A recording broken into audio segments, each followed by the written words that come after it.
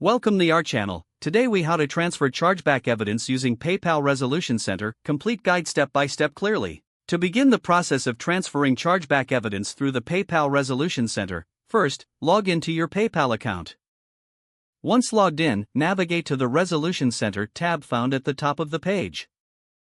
In the Resolution Center, locate the option that says Report a Problem and click on it. You will see a list of any disputes or chargebacks you've received. Select the specific chargeback you want to address. Next, you will need to click on the Provide Evidence button associated with that chargeback. This will direct you to a page where you can upload the necessary evidence. Gather all relevant documents and evidence that support your case, such as transaction records, shipping confirmations, and any communication with the buyer. Ensure that all documents are in a compatible format, typically PDF or JPEG.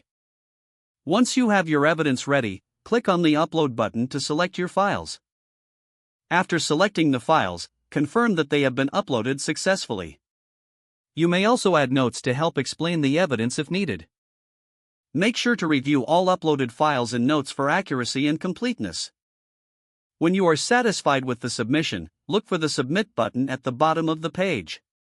Click on it to send your evidence to PayPal for review. Wait for confirmation that your evidence has been received.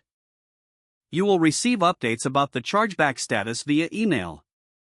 Follow up regularly on the Resolution Center to see any changes in the status of your case. If necessary, be prepared to provide further information or clarification upon request from PayPal. Keep all correspondence related to the chargeback for your records. By carefully following these steps, you can effectively transfer chargeback evidence through the PayPal Resolution Center. If the page does not load, refresh the browser or try again in a private or incognito window.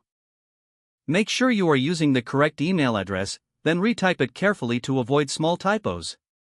If your password is not accepted, use the Reset option and create a new strong password you can remember. Check your spam folder for verification or security emails, then complete any requested confirmation steps.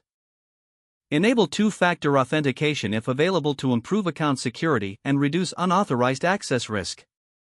After signing in, review your profile details so your contact information and settings are accurate and current.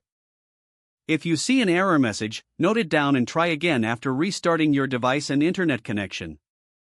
Don't forget to like this video and subscribe to our channel for more step-by-step tech guides.